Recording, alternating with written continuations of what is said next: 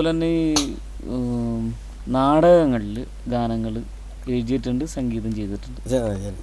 കുറച്ചെങ്കിലും ഒരുപാടല്ലെങ്കിൽ തന്നെ കുറച്ച് സിനിമകളിലും അതുപോലെ തമിഴ് റീമിക്സ് സിനിമകളിലും ടെലിഫിലിമുകളിലും സംഗീതം ചെയ്തിട്ടുണ്ട്. നാടകത്തിൽ ഒരു ഗാനം സംഗീതം ചെയ്യുമ്പോൾ ഒരു നാടകീയത ഉണ്ടോ?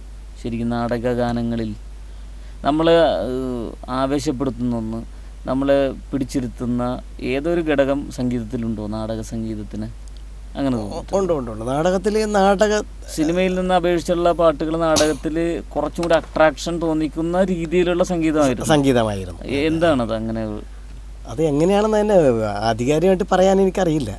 എന്നിരുന്നാൽ പോലും പിന്നെ നാടകത്തിന് ചെയ്യുമ്പോൾ ഞാൻ നാടകത്തിന് പാട്ടുകൾ ഇഷ്ടം പോലെ ചെയ്തിട്ടുണ്ടെങ്കിലും നാടകത്തിന് ചെയ്യുമ്പോൾ ഇത് നാടകപ്പാട്ട് ആണെന്ന് തോന്നണം, അല്ലെങ്കിൽ നാടകപ്പാട്ട് തോന്നണ്ട, അങ്ങനെ ചിന്തിക്കാറില്ല. ഒരു പാട്ട് വരികൾ കിട്ടുമ്പോൾ ആ വരികൾ തന്നെ അതിൻ്റെ സിറ്റുവേഷൻ നോക്കിയിട്ട് നമ്മുടെ മനസ്സിൽ തോന്നുന്ന ഒരു നല്ല ട്യൂണാണ്. അപ്പോൾ ഇന്ന മാതിരി ഇരിക്കണമെന്ന് എനിക്ക് തോന്നിയിട്ടില്ല. അപ്പോൾ നീ എങ്ങനെ ചെയ്യുന്നു എന്ന് പറഞ്ഞാൽ എനിക്ക് എങ്ങനെയാണ് എന്ന് എനിക്ക് പറഞ്ഞറിയിക്കാനും അറിയാൻ പാടില്ല. കാരണം എന്ന് വെച്ചാൽ ആരോ എന്നെക്കൊണ്ട് ചെയ്യുന്നു, ഞാൻ ചെയ്യുന്നു. ശരിക്കും ഒരു പാട്ട് ചെയ്യുമ്പോൾ ഇപ്പോൾ ഞാൻ പണ്ട് പിന്നെ ഒന്നിച്ചൊരു നാടകത്തിന് ചെയ്ത ഒരു പാട്ട് കണ്ട 2 വരി വേണേ ഞാൻ വെറുതെ ഒന്ന് പാടാം.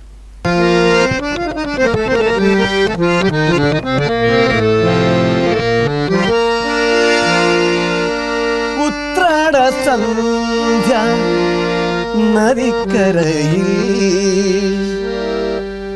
ഉത്തരീയം നിവർത്തി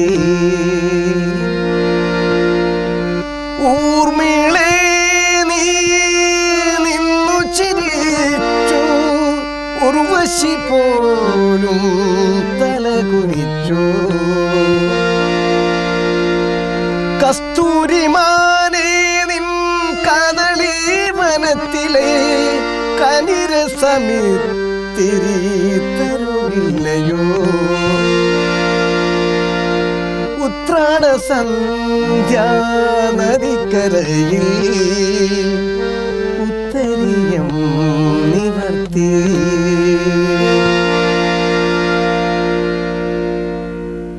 നന്നായിട്ടുണ്ട്. Thank you. സ്വയം എഴുതി രചന ഇത് ആളുടെ പേര് ഞാൻ ഓർമ്മയില്ല. സംഗീതം ഞാൻ ചെയ്ത നാടകത്തിന് രൂപം എന്ന നാടകത്തിന് ഒരു ചിത്രകാരൻ്റെ ഭാവനയ്ക്ക് അനുസരിച്ച് ഒരു ചിത്രം വരയ്ക്കുന്ന ആൾ ഹനീഫയാണ് അഭിനയിച്ചത്. കൊച്ചിൻ ഹനീഫയാണ് സീനിൽ അഭിനയിച്ചത്. കൊച്ചിൻ ഹനീഫ അഭിനയിച്ചത് അന്ന് ഞാൻ ചെയ്തതാണ്. അതുപോലെ തന്നെ ഈ സംഗീതം സംവിധായകരിൽ പലരും സംഗീതത്തോടടുത്തുള്ളവർക്ക് സ്ഥായിയായിട്ടുള്ളൊരു ദുഃഖഭാവത്തിൽ നിന്നാണ് സംഗീതം ജനിക്കുന്നതെന്ന് കേട്ടിട്ടുണ്ട് പലപ്പോഴും. അങ്ങനെ സ്ഥായി ഒരു ദുഃഖഭാവം ഉണ്ടായിരുന്നോ? അങ്ങനെയൊന്നുമില്ല. പിന്നെ ദുഃഖഗാനം ചെയ്താലും മെലഡി കമ്പോസ് ചെയ്യുമ്പോഴും ശരിക്ക് ഞാൻ ഇൻവോൾവഡാണ്. അതിലേക്ക് കൂടുതൽ നമ്മുടെ മനസ്സിനെ ആർദ്രമാക്കാൻ പറ്റും. അങ്ങനെ ചെയ്യാറുണ്ട്. അതെങ്ങനെയാണെന്ന് എനിക്കറിയില്ല. മലയാളത്തിൽ ഒരുപാട് സംഗീത സംവിധായകരുണ്ട്, ഒരുപാട് മൺമറഞ്ഞു പോയവരുണ്ട്, രവീന്ദ്രൻ മാഷ് ഉൾപ്പെടെയുള്ളവർ. ആരുടെയാണ് സംഗീതം കൂടുതൽ ആകർഷിച്ചിട്ടുള്ളത്? ഏറ്റവും കൂടുതൽ ആകർഷിച്ചിട്ടുള്ളത് MS സുശാന്ത് സാറിൻ്റെ പാട്ടുകളാണ്. അത് കഴിഞ്ഞ് പിന്നെ രവീന്ദ്രൻ മാഷിൻ്റെ, പിന്നെ ഇളയരാജ സാറിൻ്റെ പാട്ടുകൾ, ഏറ്റവും സാമിയുടെ പാട്ടുകൾ, അങ്ങനെ ദേവരായ മാഷിൻ്റെ പാട്ടുകൾ, എല്ലാവരുടെയും പാട്ടുകൾ ഇഷ്ടമാണ്. ഏറ്റവും കൂടുതൽ ഞാൻ ആഴ്ന്ന് ചെന്നിറങ്ങിയത് MS സാർ. എന്തുകൊണ്ടാണ് അദ്ദേഹത്തിൻ്റെ സംഗീതത്തിൽ കണ്ട പ്രത്യേകത? അദ്ദേഹത്തിൻ്റെ പാട്ടുകളിലും സംഗീതത്തിലും കണ്ട പ്രത്യേകത എന്തായിരുന്നു? ശരിക്ക് നമ്മുടെ മനസ്സിനെ തട്ടി ഉണർത്തുന്ന പാട്ട് MS-ൻ്റെ പാട്ടുകൾ. മറ്റുള്ള ആരുടെയും പാട്ടുകൾ മോശമായിട്ടല്ല, എൻ്റെ മനസ്സിൽ എനിക്ക് എന്നെ പിടിച്ച് ഉലച്ചേക്കണത് MSVയുടെ പാട്ടുകളിലാണ് കൂടുതൽ. പഴയകാലത്ത് സംഗീതത്തിൽ വിപ്ലവത്തിന് ഒരുപാട് പ്രാധാന്യം കൊടുക്കുന്ന കുറേ സംഗീതങ്ങൾ ഇറങ്ങിയിട്ടുണ്ട്. വിപ്ലവ ഗാനങ്ങളൊക്കെ എഴുതിയിട്ടുണ്ടോ? വിപ്ലവ ഗാനങ്ങൾ ഞാൻ പണ്ട് സ്കൂളിൽ പഠിക്കുന്ന സമയത്ത് ഞാൻ ഇഷ്ടംപോലെ പ്രോഗ്രാം വായിച്ചിട്ടുണ്ട്. ഇഷ്ടംപോലെ പാട്ടുകൾ അന്ന് ഞാൻ പാട്ടുകൾ ചെയ്തിട്ടുണ്ട്. ഓണപ്പാട്ടുകൾ അന്ന് ഈ ഓണപ്പാട്ടുകളുടെ മത്സരങ്ങളുണ്ടായിരുന്നു ഒരു കാലത്ത്. അത് ശരി. അന്ന് പല ട്രൂപ്പുകാരും. അപ്പോൾ അന്ന് എറണാകുളത്തുള്ള ഏറ്റവും നല്ല ഓണപ്പാട്ടുകളുടെ ട്രൂപ്പുകളായിട്ടുള്ള കൈകൊട്ടിക്കളി എന്ന് പറയില്ലേ, അതിനുള്ള പാട്ടുകൾ അന്ന് കുറേ ട്രൂപ്പുകൾക്ക് വേണ്ടി ഞാൻ ധാരാളം പാട്ടുകൾ ഇങ്ങനെ പാട്ടുകൾ ചെയ്ത് കമ്പോസ് ചെയ്ത് കൊടുക്കാറുണ്ട്. അവർ മിക്കവാറും പ്രൈസൊക്കെ വാങ്ങി എന്നോട് എപ്പോഴും വന്ന് പറയും പ്രൈസ് കിട്ടി എന്നൊക്കെ പറയാറുണ്ട്. അതുപോലെ തന്നെ ഈ ദൃശ്യമാധ്യമങ്ങളുടെ ആധിപത്യത്തോടുകൂടി റിയാലിറ്റി ഷോകളുടെ ഒരു കൂടം തന്നെ മറിഞ്ഞിരിക്കുകയാണ് ഇപ്പോൾ അല്ലേ? ഉണ്ട്, ഒരുപാടുണ്ട്. അതിനെക്കുറിച്ചൊക്കെ എന്താണ് അഭിപ്രായമുള്ളത്? എനിക്കൊരു മോശമായ അഭിപ്രായങ്ങളൊന്നുമില്ല. റിയാലിറ്റി ഷോ കൊണ്ട് ഒരുപാട് നല്ല ഗുണങ്ങളുണ്ടായിട്ടുണ്ട്. എന്തൊക്കെയാണ് ഗുണങ്ങൾ? നല്ല ഗുണം, ഒരുവിധം അറിയപ്പെടാത്ത നല്ല നല്ല പാട്ടുകാർ ഈ ഫീൽഡിൽ കയറി വന്നിട്ടുണ്ട്. നല്ല നല്ല പാട്ടുകാർ വന്നിട്ടുണ്ട്. ഇവരെ എത്രത്തോളം എങ്ങനെ ക്വാളിറ്റി എന്നതിനെക്കുറിച്ച് എനിക്ക് അറിയാൻ പാടില്ല പറയാനായിട്ട്. എന്നാലും നല്ല അവസരങ്ങൾ ഇഷ്ടംപോലെ നല്ല ഗായകർക്ക് ഉണ്ടായിട്ടുണ്ട്. നല്ല കുട്ടികൾക്ക് നന്നായിട്ട് പാടാൻ കഴിവുള്ള കുട്ടികൾക്ക് കയറി വരാനും കഴിഞ്ഞിട്ടുണ്ട്. അതുപോലെ തൃപ്പൂണിത്തുറയിലൊരു സംഗീത കലാലയം തന്നെ ഉണ്ടല്ലേ? ശ്രീകല മ്യൂസിക് എന്നും പറഞ്ഞൊരു, ഞാൻ നേരത്തെ ഗാനമേള നടത്തിക്കൊണ്ടിരുന്നതാണ്. ഗാനമേള പിന്നെ കുറേ കാലങ്ങൾ പിന്നെ അതിനകത്ത് ഒരുപാട് ചേഞ്ചുകളും ഒരുപാട് സാമ്പത്തിക പ്രശ്നങ്ങളും ഉണ്ട്. ഇതൊരു ഗാനമേള ട്രൂപ്പ് നടത്തിക്കൊണ്ട് പോകണമെങ്കിൽ ഒരുപാട് സാമ്പത്തിക നമ്മൾ മുടക്കേണ്ടി വരും അതിൻ്റെ അകത്ത്. അപ്പോൾ അതിനുള്ള സാമ്പത്തികം എന്നെ സംബന്ധിച്ചിടത്തോളം ഇല്ല. ശരിക്കും പറഞ്ഞു കഴിഞ്ഞാൽ ഞാൻ ഈ ഫീൽഡിൽ നിൽക്കുകയാണ്, ഇതുവരെയും ജീവിച്ചു വന്നതും ഇതുകൊണ്ട് തന്നെയാണ്. പക്ഷെ എന്നിരുന്നാൽ പോലും ഒരു ഗാനമേള ട്രൂപ്പ് നടത്തിക്കൊണ്ടു പോകാനുള്ള സാമ്പത്തികം എനിക്കില്ലാത്തത് കൊണ്ട് ഞാനാണ് ഇനിയിപ്പോൾ സാമ്പത്തികം ഉണ്ടായാലും ഗാനമേള ട്രൂപ്പ് തുടങ്ങാനുള്ള താല്പര്യം എനിക്ക് അപ്പോഴും ഇല്ല, ഇപ്പോഴും ഇല്ല.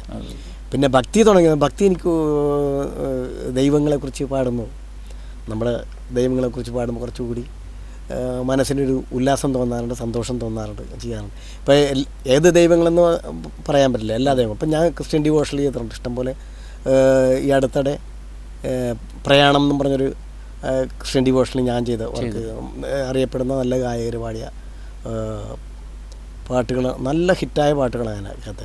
മാർക്കോസ് ആണെങ്കിലും അതുപോലെ തന്നെ കെസ്റ്ററാണെങ്കിലും മധുബാലിഷ് ആണെങ്കിലും പാടിയ വിൽസൺ പിറവോ എന്നും പറഞ്ഞൊരു ഗായകൻ പാടിയ പ്രയാണം എന്ന് പറഞ്ഞൊരു കാസറ്റ്, അതുകൊണ്ടുണ്ട് വെൽഗേറ്റ് ഇറക്കിയ ജീവൻ്റെ നാഥൻ എന്ന് പറഞ്ഞൊരു ഭക്തിഗാനങ്ങൾ ഇതുണ്ട്. അതൊക്കെ നല്ല നല്ല അഭിപ്രായങ്ങൾ ചില കാസറ്റ് 3000 ഇതിനനുസരിച്ച് അഭിപ്രായങ്ങൾ ഉണ്ടാക്കി തന്നിട്ടുണ്ട്, ഇല്ല എന്ന് പറയാൻ പറ്റില്ല. അതുപോലെ സൂര്യ അല്ലേ? അതെ അതെ, സൂര്യകല ട്രൂപ്പിന്റെ പേര് ശ്രീകല. അതിന് മൂത്ത മോളുടെ പേരാണ് ശ്രീകല. മോളുടെ പേരിൽ തന്നെ ഇപ്പോഴും അത് 32 വർഷമായി. അത്രയും നാളെ? എൻ്റെ 30 വർഷം കഴിഞ്ഞത്. മോള് ജനിച്ച ശേഷമാണ് ഈ പേരിങ്ങനെ ഇടുന്നത്, ഞാനിങ്ങനെ ട്രൂപ്പ് തുടങ്ങുന്നത്. ഗാനമേള ആദ്യം തുടങ്ങി, അതിനുശേഷം പിന്നെ ഇപ്പോൾ അടുത്ത കാലത്താണ് പിന്നെ ഭക്തിഗാനമേള ട്രൂപ്പ് ആക്കിയത്. ഹിന്ദു ഭക്തിഗാനങ്ങൾ ഉൾക്കൊള്ളിച്ചുകൊണ്ട് ട്രൂപ്പ്. 30 വർഷമായി ഇപ്പോൾ തുടങ്ങിയിട്ട്. 30,000-ലധികം കുട്ടികളുടെ ഗുരുനാഥൻ കൂടിയാണ് അല്ലേ? ആരാണ് ഈ ഉദ്യമത്തിൽ സഹായിക്കുന്നത്? വൈഫ് ഏറ്റവും കൂടുതൽ സപ്പോർട്ടാണ്. വൈഫ് നന്നായിട്ട് പാടും, ഒരുവിധം നന്നായിട്ട്. വൈഫ് നന്നായിട്ട് കഥ പറയുന്നൊരു ആളായിരുന്നു. തൃപ്പൂണിത്തുറ വി സരളാദേവി എന്ന് പറഞ്ഞു കേട്ടിട്ടുണ്ട്. നന്നായിട്ട് കഥ പറയുമായിരുന്നു. 15 വർഷം ഫീൽഡിൽ ശരിക്കും വർക്ക് ചെയ്തു. അതിനുള്ള പാട്ടുകളെല്ലാം ഞാൻ തന്നെയാണ് കമ്പോസ് ചെയ്ത് കൊടുത്തത്. പല സ്ഥലത്തും ഇങ്ങനെ പ്രോഗ്രാം ചെയ്യുമ്പോഴും പാട്ടുകൾ എഴുതി വാങ്ങിച്ചിട്ടുണ്ട്. പല ഉത്സവ ഭാരവാഹികളും പല കേൾവിക്കാരും കഥയിലെ പാട്ടുകൾ എഴുതി കൊണ്ടുപോയിട്ടുണ്ട്. എഴുതി ആ ട്യൂൺ നല്ലതാണെന്നൊക്കെ പറയാം, നല്ല പാട്ടുകൾ നല്ലതാണെന്ന്, അല്ല സരളാദേവി നന്നായിട്ട് പാടുന്നു എന്നൊക്കെ പറയും. അതിൽ ഈ അമ്മേ നാരായണ കാസിൻ്റെ ഇൻട്രൊഡക്ഷനും പറഞ്ഞിരിക്കുന്നത് വൈഫാണ്. നല്ല ശബ്ദമാണെന്ന് എല്ലാവരും പറയാറുണ്ട്. ഒത്തിരി നല്ല ശബ്ദമാണ്.